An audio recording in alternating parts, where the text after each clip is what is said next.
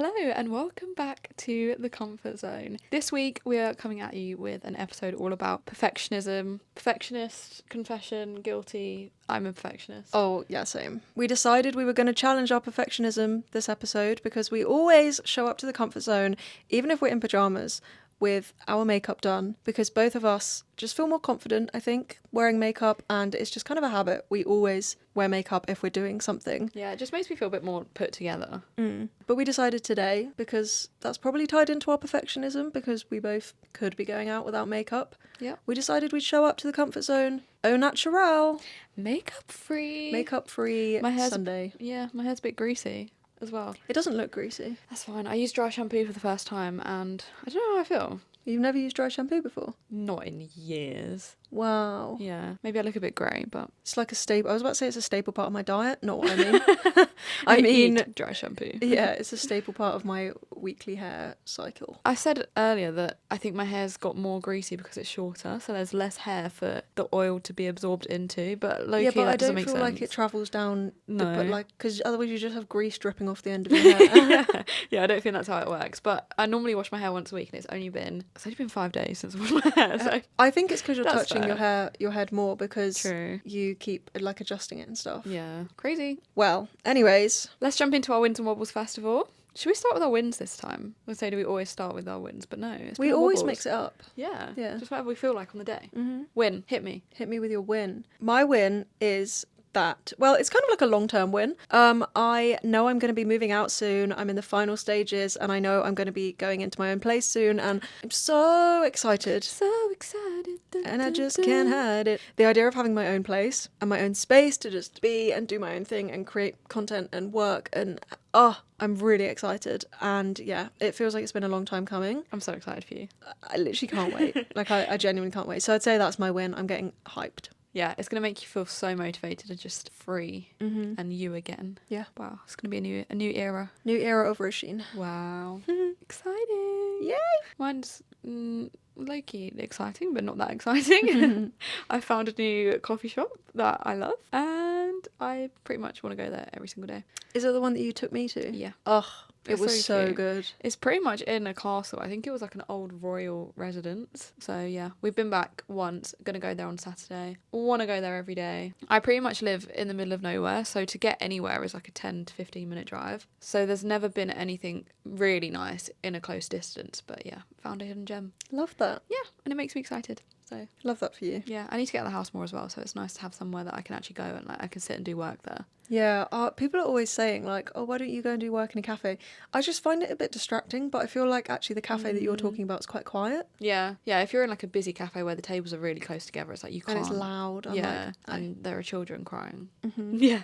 Yep. Not good vibes. Always the way. But yeah, that's my win this week. Chill one. I like it. I just was about to say my wobble is literally happening right now. Oh no. It's not, my wobble's not that my eye is twitching, Okay. but my eye is twitching right now and it has been twitching for days and I think it's because I'm quite tired. Even though I've been in a good sleep routine, I've been having nightmares literally like every night about the most random things. Like I saw a reel about the Twin Towers, like 9/11, Yeah. before bed. Not even before bed, probably like an hour and a half before bed. This was like last week. And then had a nightmare that I was in 9/11. That sounds terrifying. Yeah, and it's getting to the point where I'm like waking up really tired because I'm not really resting because all night I'm having whack dreams. Yeah. But then also I'm kind of scared to go to sleep again because I'm like, I don't want to have a weird dream or like no. I'm really conscious of everything I'm consuming because I'm like, how's it my pops subconscious going to take this? Is it going to put it into some weird like soup and make me sweat all night? Instagram dream soup. Genuinely, like I can't watch reels anymore because I'm just going to be infiltrated by whatever it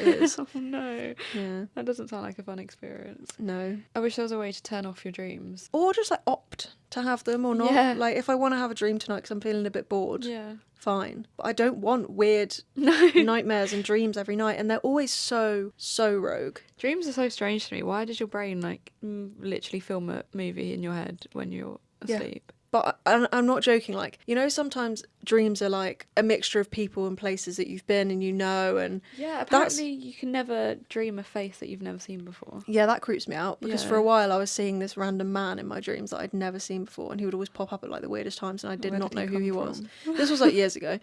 Thankfully that stopped. So hopefully I've not. My subconscious is going to be like, the man. Let's when you bring get him into back. bed tonight, you're gonna. No, you're not. Don't Close put it my into the eyes. universe. No. Touch wood. Touch wood, I won't be seeing that man. No.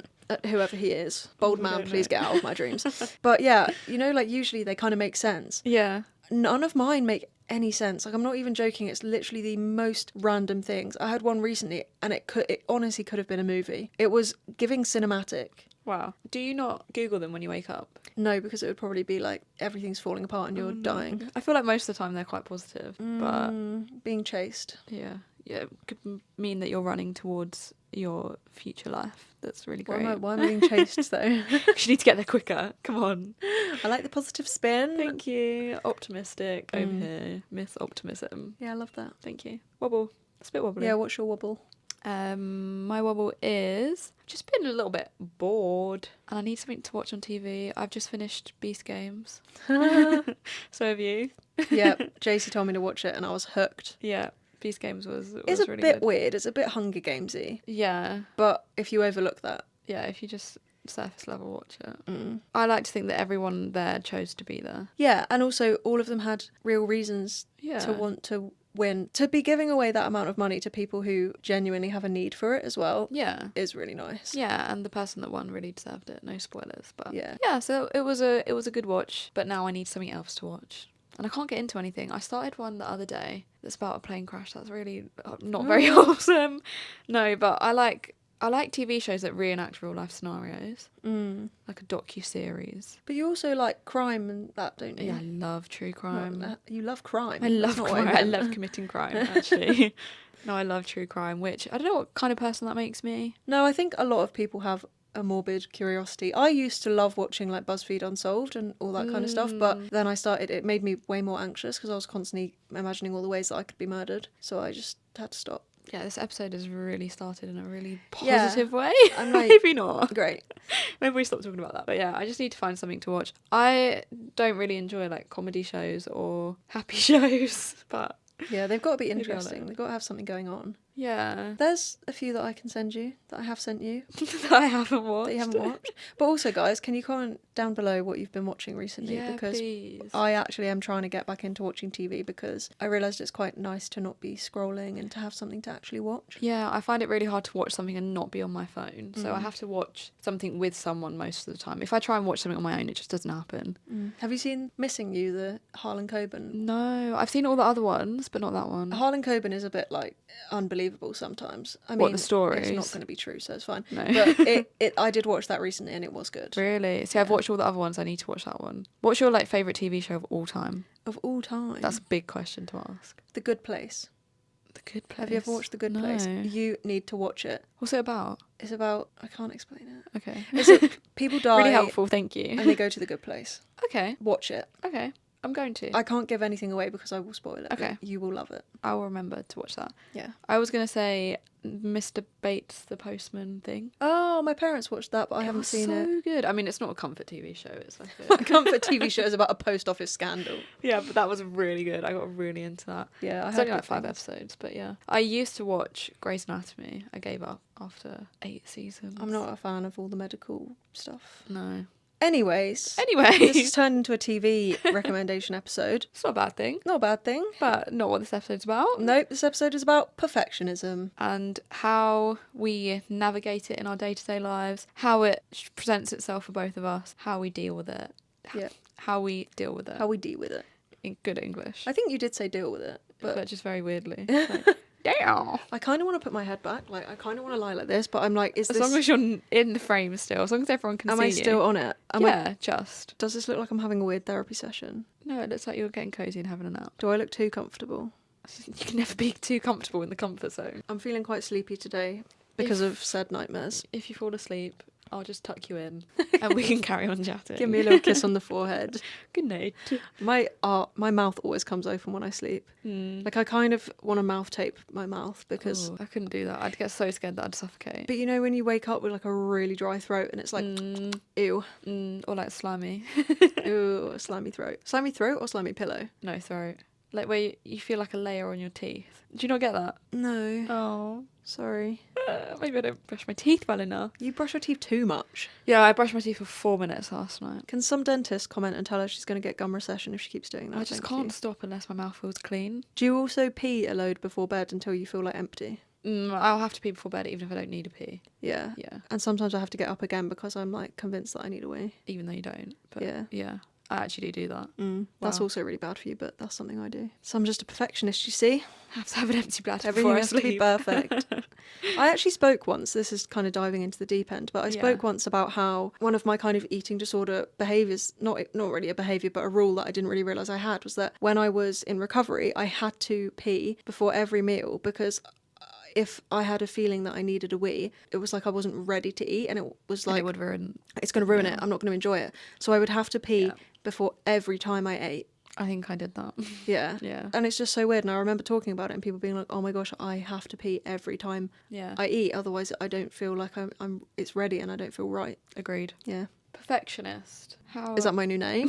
Are you addressing me as that? Miss Perfectionist. I'm trying to think of how I am a perfectionist in like day-to-day life. I think I just am in everything that I do. I think it's just you're just riddled with it. Yeah, everything that I put out there, everything I create, everything I do has to be perfect. If Jaycie posts a reel and one of the tiny bits of text is not directly in the centre, she's like, I might have to delete it in my post. Everyone will know. Not even that. I know no one else will notice. I just have to do it for peace of mind, which probably is quite toxic. I don't think it's toxic. I think it's just that you really care about what you're doing and what you're putting out. And it's not like, oh, everyone's going to judge me for this text being wonky. It's like you want it to look perfect. Because you want to be proud. Is it? Or have I got that wrong? No, I think that's it, because at the end of the day, I don't really worry about what anyone else thinks. It is just for me. You set yourself really high standards. Yeah, exactly. Which it can be hard because it sometimes stops me from doing things or putting stuff out there that I should just do or put out there because, I don't know, doing something is better than not doing it at all because one thing's wrong. But at the same time, it's a good thing because, yeah, it makes me proud about the work I produce and it makes me produce things that Are a really high standard. Yeah, that's what I'm going for. Yeah, and everything you do, you nail it. Thank you. But it's because you put time and effort into it. Yeah. But that is quite draining for you. Yeah, exactly. That's the thing. It's got its pros and cons because, yeah, it takes me an hour or 2 hours more than it probably should because if I just posted it not 100% completely perfect and only 99% perfect, doesn't make a difference at the end of the day. That's actually a tricky one because I don't know if it's a good thing or a bad thing. I think it's a good thing until it's a bad thing. Until it holds you back. Yeah, like it is good to care about what you're doing and it is good to want to be perfect about things, and if you're working for a client you want to deliver the best thing. If you want to do things to the best of your ability, but when it turns back around and you end up being mean to yourself and beating yourself up at times where that is physically impossible, then it becomes an issue because you become miserable when you can't attain the highest of the high standards, and it's not always possible to do everything at 100%. Very true. I think we need to set boundaries and just be realistic about the goals that we're setting. Whatever that is, whether that's creating content, whether that's... What else could it be? Well, I was just thinking when you were saying that is absolutely huge for me, and something that I really need to work on is setting myself realistic goals. Yeah. Because I have a habit of being like, you've literally watched me do it over and over again. Yeah. Oh yeah, I'm going to turn up, we have 12 hours together, and in that time we're going to manage to do this, and this. And it's like, realistically, that's going to take us 38 hours to do all of that. But 5 days. No, but literally, I'll convince myself that I am like Superwoman and I can do it all, and that I won't ever procrastinate, and that I won't, need downtime or need time to go to the toilet or like do things. And then when it doesn't get done, I'm like, oh, well, I failed. Yeah, but you haven't because it was impossible to start with. Yeah, if you set yourself such high standards that are really not attainable, you're always going to be feeling like you failed and you haven't. And I feel like that can give you an ongoing fear that you feel like you can never actually do anything because you always quote unquote fail, even though you never actually fail because you've just set the limits too high. Yeah. It's a whole thing. I think it's called perfection paralysis, where you get to the point where you physically can't start something because you're so scared of it going wrong, or so scared that you won't get it right, or that it won't be perfect, so you just don't do it at all. I've so done that. There's so many like YouTube videos that I want to film, or things that I want to create. I don't know, I used to love painting, but the fear of it just going wrong and you getting really frustrated with yourself stops you from doing it in the first place. You just don't start anything and just sit there like, oh. Done is better than perfect. Quote of the day, quote of the episode. Quote of the episode. Done is better than perfect. And I absolutely love that quote because it's so true. If everything had to be perfect, you would probably never complete anything because it would take 5 times as long. Perfection paralysis is real. I really feel that. I also feel like I feel a level of paralysis a lot of the time, like mentally. Yeah. I mean, obviously not physically.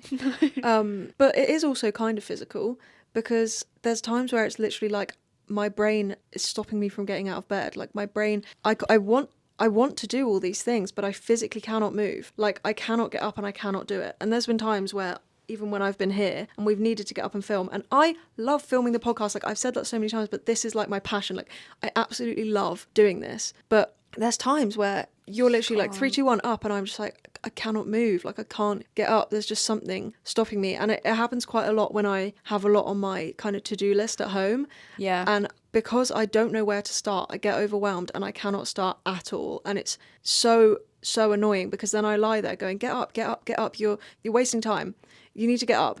And then it's just a cycle, because I'm literally lying there thinking like, I'm failing. And that's all I can think. Instead of thinking, right, how can I make the steps towards my goals? It's like, just screaming. And then a whole load of nothingness. Yeah. I totally feel that. As soon as you said that, I was like, yeah, when my to-do list is long, that's when it's probably at its worst, because none of them stand out enough to be a priority. So all of them go to the bottom of the list, but then they all just don't get done. Yeah, and when things have loads of steps, or when something involves, in order to do that, I would need to do my makeup, do my hair, put this outfit on, because that's like a total of about 10 steps before I can do it. I'm just too overwhelmed to even make the steps towards it, which is so frustrating, because why? Yeah. But because I want to do everything perfectly and to the best of my abilities, I just lie there thinking I can't start it, because what if it doesn't go perfect? Yeah. And what if it doesn't all work out? And what if... And I don't know how to make it perfect. Yeah. It's so annoying. Where did this idea come from that everything just has to be perfect? Probably school. Yeah, but not everyone feels it, and everyone went to school.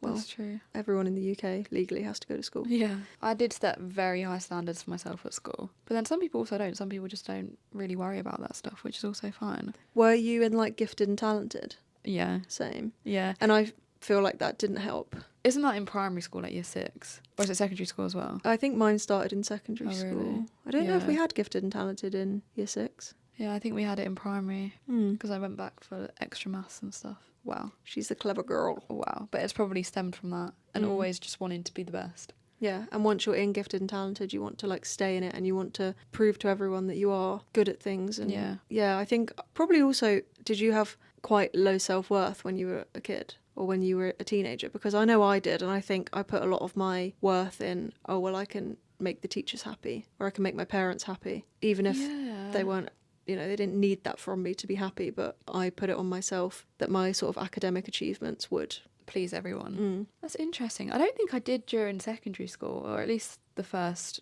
4 years, but I feel like my whole personality was my grades. So at the same time, even though it wasn't trying to combat low self-worth, it was, this is who I am, so I have to keep getting these high grades, otherwise I'm not me anymore. Yeah, you have to attain it. Yeah, I think that's where it comes from, to be fair. I just have to be the top of whatever I'm doing. I don't know why, I wish I could unlearn that. And I am trying to slowly. Yeah. I really am. I'm trying to be very aware of what I'm doing, and if I'm trying to make it perfect and getting so frustrated because it's not perfect, I do just kind of have to take a step back and be like, no, that's good enough. Just get it out there rather than dwelling on it for too long and just not doing anything. Reminds me of that TikTok that I saw earlier that I showed you, and it was like, it was a therapist saying to a patient, like, right, we need to deal with this perfectionism, and he was like, I'm going to be the best, most mentally well person in all of the world. That's me. Yeah. It is literally that feeling of like, I need to be the best at this. But it doesn't come from a place of wanting to be better than everyone else. No, it's not quite. It's like, I was It's thinking weird, that. It yeah. doesn't feel competitive. No, that's the thing. It doesn't feel like you want to put everyone else down because you have to be the best. It's just, I have to be the best version of me, maybe. And the easiest way to word that is to say, be the best, which would relate to be the best out of everyone else, but it's not. It's like, be the best version of me. Yeah. Yeah. Which, as we said, in some ways that is great. Yeah, because it pushes you to do things to the best of your ability and put in effort and put in the work. But it also pushes you to burnout because you don't know when to stop. That's so true. I feel like I haven't experienced burnout at the level that I've seen other people experience it. Sometimes it can make you completely bedridden and physically ill. I haven't experienced that, but I have experienced creative burnout where I can't think of any ideas and I get so frustrated. I mean, I did art and design at college, so that's 2 years straight of being creative. Then 3 years of a photography degree, which is 3 more years of thinking of ideas and creating projects and taking pictures and editing. And then I jumped straight into doing Instagram. It's hard. It is really hard to be creative every single day and try and be innovative and try and do new things and film in new angles and new places and still work with the algorithm and work with what your audience want to see and do what's going to help people and not just what you enjoy and all of it. Yeah, trying to balance everything. I feel like I have gone through a period of quote unquote creative burnout where I just physically cannot make anything for like a good month, 2 months, because my brain's just empty. But the way to get out of that is to just take it back to its roots, I guess. Take it back to your purpose, your why, and just have fun with it again. Stop putting pressure on yourself and just do things for the sake of doing them. It doesn't have to be good. Yeah. You can draw a picture and just scribble on a page and just get everything off your chest. It doesn't have to be this amazing, perfect, big production, big thing every single time. Yeah.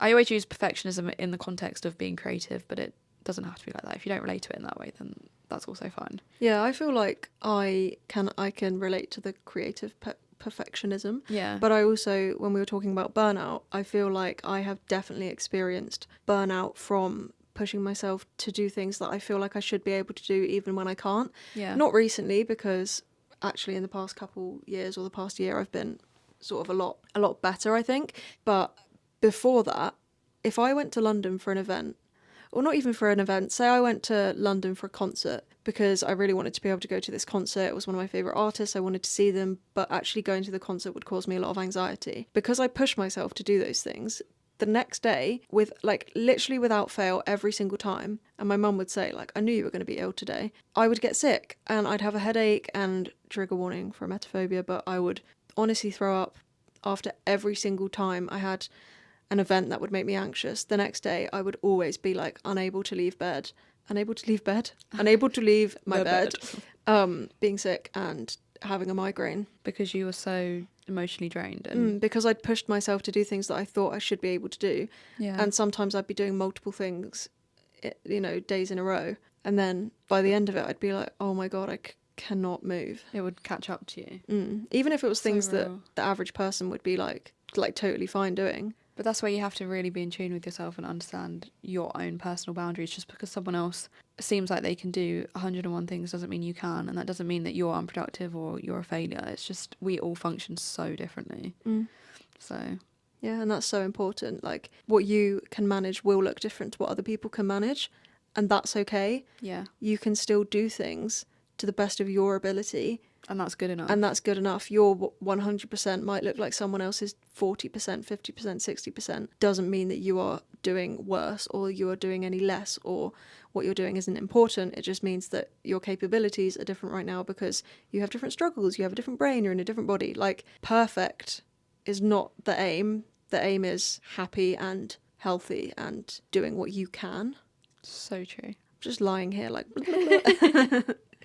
Just getting your brain out. You're slowly falling deeper and deeper into I know, the sofa. I might fall asleep, but do I look comfy or do I kind of look like I've got influenza? Is it giving dying Victorian? Or is it giving comfort zone? It's giving a bit of both. We should do that as a poll. I think it's also worth mentioning probably perfectionism and eating disorders because, oh my gosh, there is such a big link. It's very common for people with eating disorders to also be perfectionists.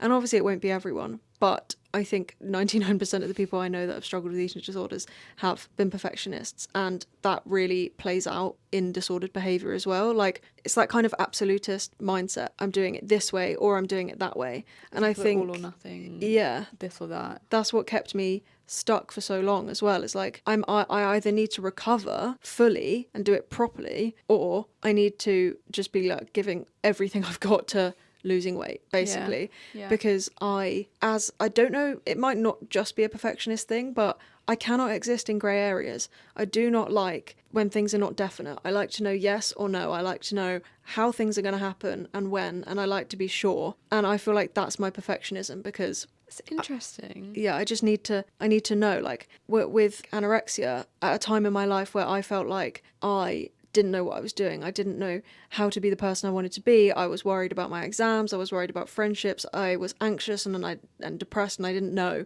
And for me, I think my eating disorder served my perfectionism with like these are the rules. You can follow them, and you will do this like perfectly. Yeah, and it's the only thing that has a kind of end, not an end goal, because it never really Well, the works like that. goalposts always move, but Exactly. yeah. But like there was always this will happen if I do this. Yeah, Definite. something absolute that I'm aiming for. Yeah. But then I also feel like with recovery, you know, I tried to recover before creating content and before going what I would call all in. Yeah. I had tried to recover, but it was, now I look back, I think it was more to get people off my back, and I'd kind of convinced everyone else and convinced myself a little bit that I was going to recover. But in some ways, I honestly feel like when I was recovering, but my heart wasn't in it, and I was still trying to keep one foot in my eating disorder, one foot in recovery. I feel like when I was living like that, that was almost worse than when I was unwell, because I was so tormented constantly because nothing I was doing felt right, because I knew that I wasn't giving my all to recovery. And then the kind of eating disorder brain was so mad at me because I wasn't giving my all to that either. So I feel like perfectionism played a huge part in my recovery, but also keeping me unwell. And I feel like, yeah, it's just important for anyone that is in eating disorder recovery or is struggling with an eating disorder and wants to go into recovery to remember that things don't have to be perfect. You will take steps forward and you will take steps back. Yeah. But the point is that the trajectory is upwards. Yeah. It's not going to be a straight line. You will have plateaus, you will have dips, you will have moments where you shoot up and you think that you're probably recovering too fast, which doesn't exist, by the way. But it's not going to look like a perfect straight line, and letting go of that is really freeing, because the only perfectionism you need to engage in is the fact that you promise to give your all to recovery. But it doesn't mean that you have to be making like at the exact same level of progress each week. Yeah. Like there are some weeks that you're gonna, I don't know, you might make massive steps that you hadn't expected to make, or your weight might go up more than you'd expected and things like that. But that doesn't mean that you're recovering wrong or that it's not perfect. That is the nature of recovery. I just wanted to address that. Yeah, in that situation, I don't think there's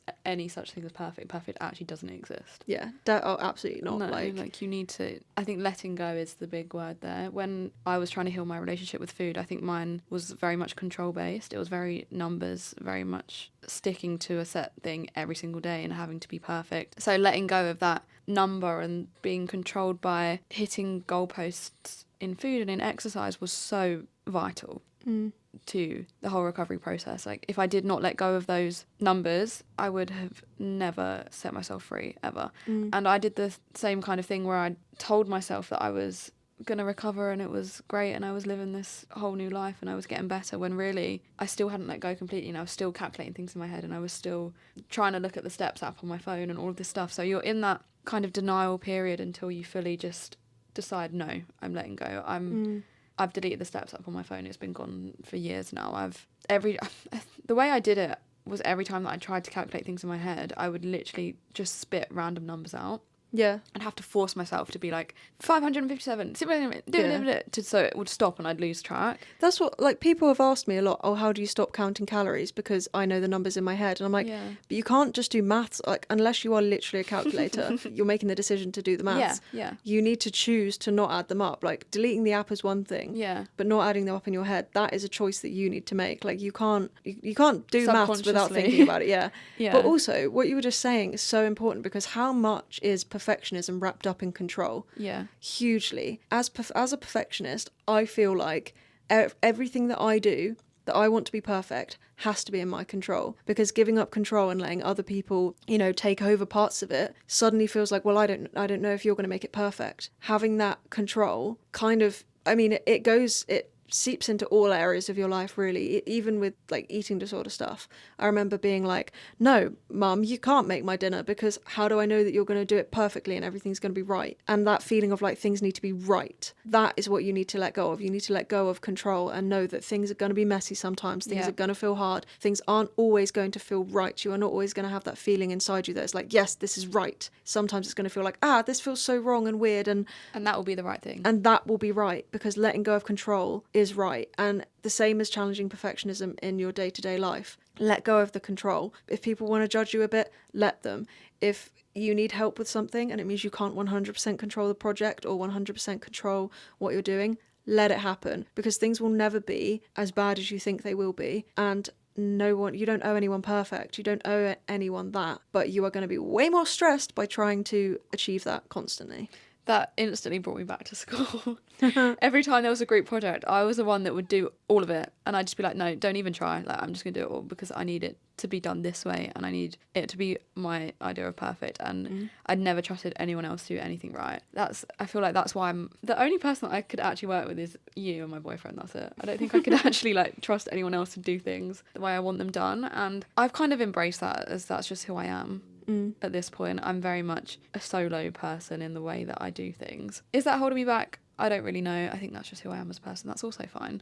I do enjoy doing stuff on my own. I do enjoy knowing that I'm going to do things my way, and knowing that the outcome is my fault, and not having to blame anyone else or keep anyone else accountable. Is what it is. We were going to do an episode about taking responsibility for things as well, which I think would be interesting based off what you've just said as well. Yeah, maybe we'll do that in like a mini-sode. Hint, hint. Hint, hint. Coming your way. Wink, wink. Don't know when, but... Don't know when, but you'll get it at some point. Yeah, I think that's interesting to dive into, because I do feel like I hold myself responsible for a lot of things in life. Even the listeners sometimes, when we've had technology issues and we haven't been able to get it up on a Sunday, and we've been like, oh my gosh, like we need to get it up on a Sunday because we said Sunday, and then, 8 hours later on a Monday morning, it's not going to be the end of the world. No. Like, no one's going to be mad at us or anything. Exactly. What's the worst that could happen? But we're like, we said Sunday, so we need to stick to it. Yeah, and that left us up until 2 o'clock in the morning one night. Yeah, literally crying into the laptop.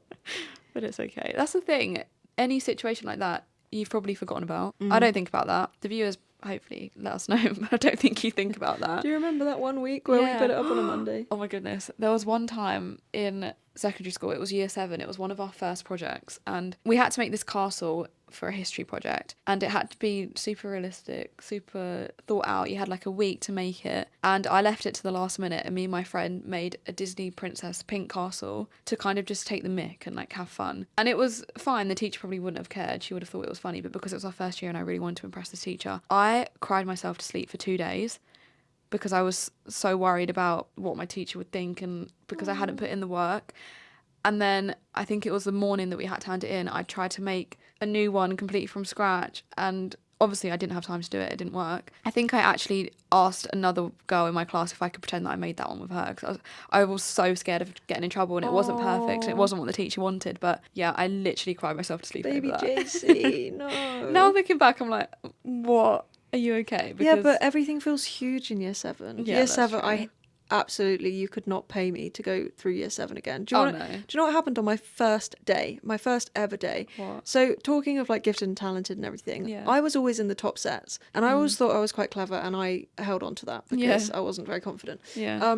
There was another girl in my year with the surname Mitchell. I got my timetable, and I went to my lessons, and I went and sat down in the maths class, and I looked around and I was like, all of these people were in bottom set last year. This was year 7, so there was only people from my school that I would have recognised. Yeah. So it took me a while. I was like, everyone in here was in bottom set. Like, did I isn't do adding really up. badly in my sats? Like, and I was internally freaking out so much. But I was only year 7, so I didn't know what to do. All the kids in there were like, just like throwing stuff around the room, like being so rude and like loud, and I was just like, what's happening? And then at the end, because I was like so confused and so upset, I went up to the teacher and I just burst into tears when everyone had left, I burst into tears and I was like, I think I'm in the wrong class. But it took so much for me to say that, because I felt like even in year 7 I was like, they're gonna think that I think that I'm cleverer than everyone, and like that's really cocky, and I was just crying and I was like, I don't think I'm in the right class. And they were like, oh, like what? And I went to my head of year's office and they'd got me muddled up with this other girl, and I just remember thinking, I had this decision of like, do I just go along with this because I don't know if it's actually right, and maybe I just did worse in my sats than I thought. And then I was like, no, I need to be brave and say something. Proud of you. Yeah, proud of 12-year-old you. I know, but it's so true. Everything when you're young just feels huge, but it's okay. It's all okay. And on that note, shall we answer some questions? Yeah. What's on your mind? My favourite section. That's a new jingle. Okay, quick fire. Yep. How to accept failure, or things that feel like a failure? That sounds like an intense question. I guess it depends on the scale of failure that you're talking about. I mean, on a very surface level way, say you failed at hitting a deadline or failed at... I felt so targeted. Say you failed at hitting your deadlines. I'm trying to think of a context that I relate to as well. I'm not it's hard because you're perfect. The only other way I could think of is a job interview, which is quite hard to deal with, because if it wasn't technically your fault that you failed, but there's some things that have bigger consequences in life. I mean, even just that. So say you did get rejected for a job interview. It doesn't mean it's a personal attack on your character. It doesn't mean that you are a failure. It just means that you weren't the right person for that job and for that thing. I think I don't want to just take over. No. But one of the things that I would say helps me is, and I know this won't work for everyone because not everyone can get into this mindset, but I like to think to myself, what is meant for me will find me. What is meant to happen will happen. If it's not meant for me, it won't happen. And if I get rejected for a job, that means that something bigger and better is going to come my way, or it means that something, that job wouldn't have been right for me. So I like to reframe failures as opportunities for growth, because it might teach you something about yourself. Maybe you're not quite ready to go into that job. Maybe there was something that they gave you feedback on. I mean, that I would say, try to disconnect your personality and your character and who you are from that. 100%. But also, just remember that everything that's meant for you will find you. Yeah, it's the whole everything happens for a reason, which it can be hard to see the reason in the moment, but there's always something else that you're destined for. Which, sounds easier said than done, but that's how I like to think of it as well. Yeah. Failure isn't really failure, it's redirection. Yeah, I like that quote. Quote number 2. Even though in the context of failing an exam, I genuinely thought that was the end of the world at school. Most of the time exams don't really matter. You can retake them, you can do different courses. There's always kind of another way. Yeah. Doesn't mean that you're not intelligent enough. It doesn't mean that you can't do what you want to do in life just because you didn't pass the exam. There's always other routes, I think. I don't want to quote... No, there are. Quoted. Yeah, no, there are always other routes. I've seen like GPs and stuff on TikTok that have said that they failed all of their exams and they still managed to do it. They still retook it. They still put in the work. Yeah. It doesn't mean that you can never do what you want to do in life. There's always another way. Yeah. Always. If you get rejected the first time, you can always try again. Yeah. Yeah, exactly. There's nothing wrong with that. Just remember, guys, you miss 100% of the shots you don't take. True. Might as well try than never know. Who's that quote by? It's by like 8 different people. 8 different people. One of them. One word each. Yeah, they just stick that quote on like different famous people's. I think it was like LeBron James. Doing like a basketball shot. And the last question is last second. Same thing. Huh? Oh, I thought you meant last second. I was like, are we ending right now? Like, what's happening? It's 2 questions, so it's only the second question, but it's also the last question. Okay, the second and last. Second and last. Why do I struggle so much with perfectionism when the only person putting pressure on me is me? Okay, well, we don't have all the answers because everyone lives a different life. Yep. But when you're putting pressure on yourself, that's usually not stemming from nothing. Like, usually that is coming from outside sources. And even if it's not real from outside sources, you are putting that in your head that other people are expecting things from you. Yeah, I saw I put my hand up like I was in school. I just want to say that no one is born like this. Do you know what I mean? Like, no one is born hating their body. No one is born with food rules. No one is born with anything. Did I say food rules right? Yeah, food rules. Okay, I thought I said like food rules. No one is born with any form of thought or perception on life. So like you said, even if you don't think it stems from anyone else, if you really thought deep enough, it probably does. Yeah, everything is learned and everything will have been drilled into you somehow, and also everyone's different thinking styles and personalities will take things differently. So for us, maybe, you know, small comments that were made in childhood or in school would make us think that, oh, we have to be absolutely 100% perfect to be loved or to be liked or to be worthy. Even if no one said it to you directly, it can be learnt from actions or You recontextualized. You might have just taken it that way. Yeah. And you might put all your worth in what you do and what you create and everything being perfect. But perfect doesn't exist. Yeah, but also, like, perfectionism doesn't have to be a flaw. Yeah. As we said, it has its benefits. You can use it for good, but it's not letting it make you be unkind to yourself and not letting you think that you are broken, because it's okay to want to strive for the best things and for good things and to do things well, but not if it's going to make you miserable. Yeah, you don't need to beat yourself up. When things go wrong, something else will go right. Something else will go right, and it's meant to be like that. Yeah. Like, if things don't go right the first time, that doesn't mean that you've failed and can never do it again. Yeah. So and also, it's even like driving tests. Yeah. People love to be like, I passed first time. Okay. Some people pass like on their 8th go. Yeah. To me, that's maybe more impressive because they haven't given up. Yeah. Oh, love that. That's such a good twist. Also, just look at the situation from an outsider. If you were talking to your friend and they were putting this much pressure on themselves to be perfect and they were getting really frustrated and were going to give up on something, would you tell them to give up? Would I look at you right now and go, oh, it's just pointless, just give up? No. I wouldn't put any pressure on you to make it perfect. I'd be like, what you've done is good enough. Look at how far you've come. Look at everything you've produced. Why stop now? Why give up because it's not perfect? Or why not try again? You're so close. Yeah. So just treat yourself like someone you love. Treat yourself like someone you love. And to quote Jaycie, to quote one of your reels, Ooh. There are no medals or prizes or awards for being the best, the most perfect, the most incredible at something. That's life. That's life. Like, you're not actually going to gain anything from forcing yourself to the point of burnout because you want to be so perfect and great and everything to be completely fine. Like, there's no awards for that.